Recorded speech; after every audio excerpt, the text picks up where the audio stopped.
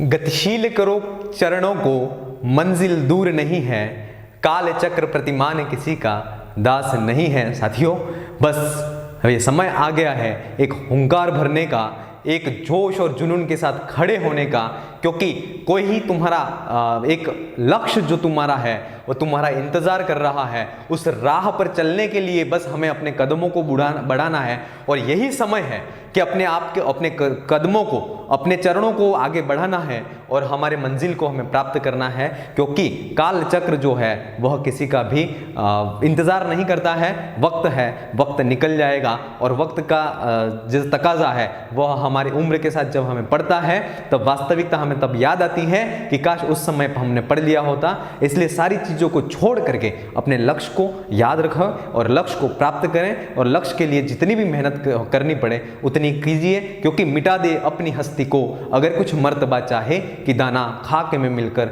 गुले गुलजार होता है। एक जो दाना होता है वह दाना एक मिट्टी में मिलता है, और मिट्टी में मिलने के बाद उसे नहीं पता होता है कि उसका क्या हाल होना है ना।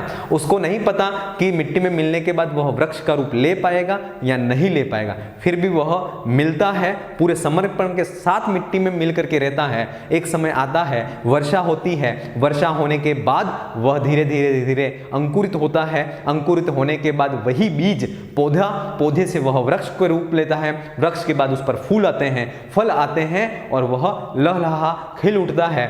उसी प्रकार हमें भी अपने कर्म को करते रहना है, और कर्म करते हुए ही निश्चित उस सफलता को, उस पद को हम प्राप्त कर सकते हैं। इसलिए मेरा फिर से मैं कहना चाहूँगा कि अपने लक्ष्य को निर्धारित कीजिए, और लक्ष्य को निर्धारित करने के बाद उसको प्राप्त करने के लिए जी जान लगा लीजिए, तो उस लक्ष्य को आप हासिल कर सकते हैं।